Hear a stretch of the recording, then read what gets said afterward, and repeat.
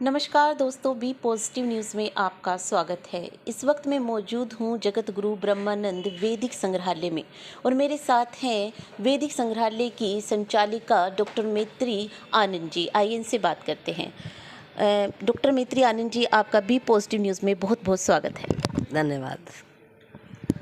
Doctor मैत्री आनंद जी, ये बताइए कि जो ये कार्यक्रम होने वाला है जगत गुरु ब्रह्मानंद जी को लेकर 20 से 24 दिसंबर तक, उस कार्यक्रम के बारे में बताइए।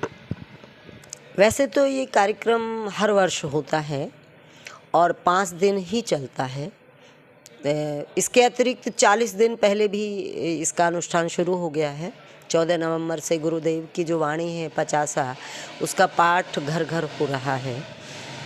लेकिन 5 दिन खास होते हैं और इन 5 दिनों में हम इस बार कुछ नया कर रहे हैं। जैसा कि आपको पहले जानकारी दी जा चुकी है कि गुरुदेव की चरण पादुकाओं की स्थापना करने जा रहे हैं।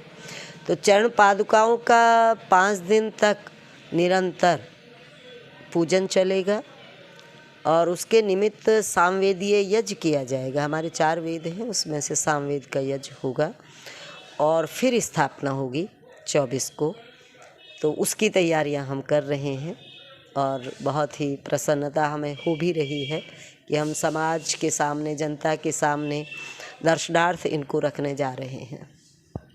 डॉक्टर मैत्री आनंद जी, ये बताइए, जो गुरुदेव की चरण पादुका हैं, ये प्रतीकात्मक है या ये मतलब कि जो गुरु जी द्वारा धारण की हुई ही चरण पादुकाएं हैं?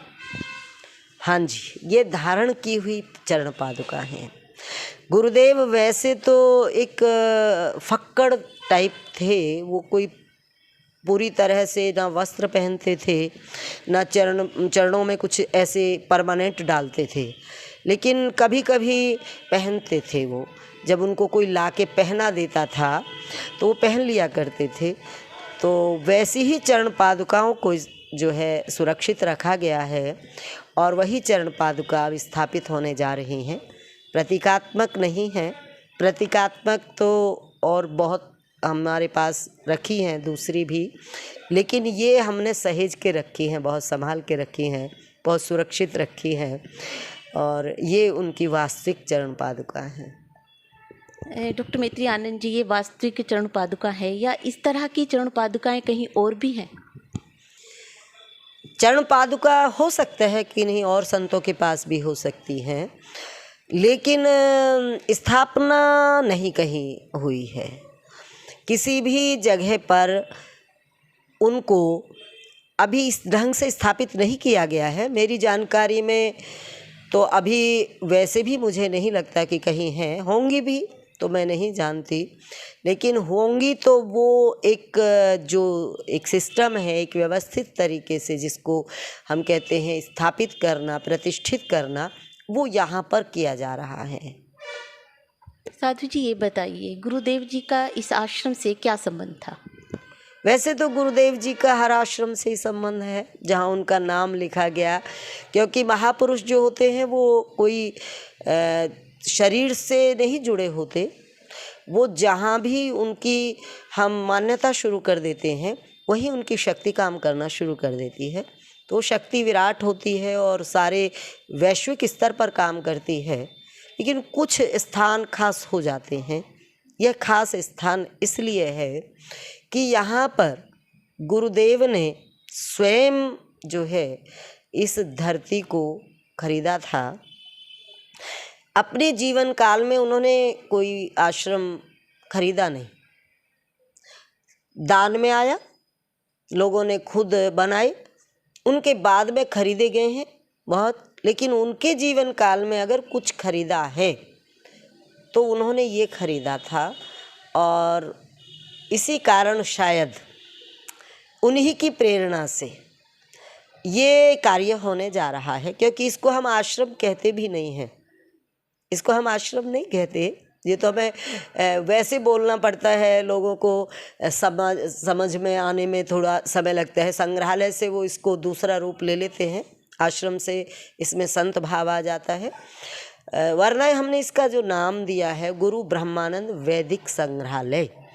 तो इसकी जो स्थापना यहाँ हो रही है, अब समझ आता है कि गुरुदेव ने जिस स्थान को चुना था चुना है, ये उनका चुना हुआ है, तो वो किस लिए चुना होगा और ये खास स्थान है और ये खास ही होने जा रहा है।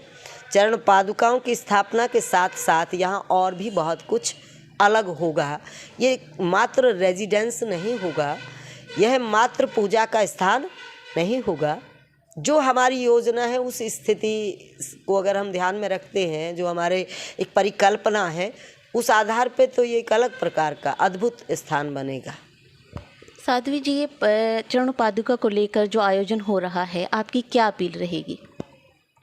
मेरी जन जन से अपील है, मेरी हर संत से अपील है, मेरी हर भक्त से अपील है कि 24 दिसंबर को ये जो कार्य हो रहा है, चाहे कोई 10 मिनट के लिए यहाँ उपस्थित हो, चाहे किसी को कम समय मिले, इसमें सब भाग लें। मैं ऐसा चाहती हूँ, क्योंकि जन्मदिन तो सब मनाते ही रहते हैं और मनते ही रहेंगे, लेकिन ये जो जन्मदिन है, इस पे जो ये खास कार्य होने जा रहा है और ख़ास जन्मदिन है, जैसा कि पहले भी चर्चा आ चुकी है कि ये तिथि के हिसाब से हिंदी कैलेंडर और अंग्रेज़ी तारीख दोनों मिक्स वो हुए हैं जिसमें गुरुजी का जन्म हुआ था। तो ये इस दिन हम इस कार्य को जो करने जा रहे हैं, तो मैं यही कहना चाहूँगी, सबसे यही निवेदन कर रही हूँ कि हर कोई उस दिन आए और इसको शीश नवाए, उस दिन यहाँ पर आकर इसका एक विशेष आशीर्वाद प्राप्त करें। साध्वी जी, बी पॉजिटिव न्यूज़ से बातचीत करने के लिए बहुत बहुत धन्यवाद। धन्यवाद। तो दोस्तों, ये थी हमारे साथ वैदिक संग्रहालय की संचालक डॉक्टर मैत्री आनंद जी, जिनका कहना था कि गुरुदेव की जो ये पादुका है वो प्रतीकात्मक नहीं है, बिल्कुल वास्तविक पादुकाएं हैं। और इनकी अपील है जन जन तक कि गुरुदेव जी का जो जन्म उत्सव ये मना रहे हैं उसमें सभी भागीदार हों, उनका आशीर्वाद लें। बी पॉजिटिव न्यूज़ के लिए नगेंद्र शर्मा।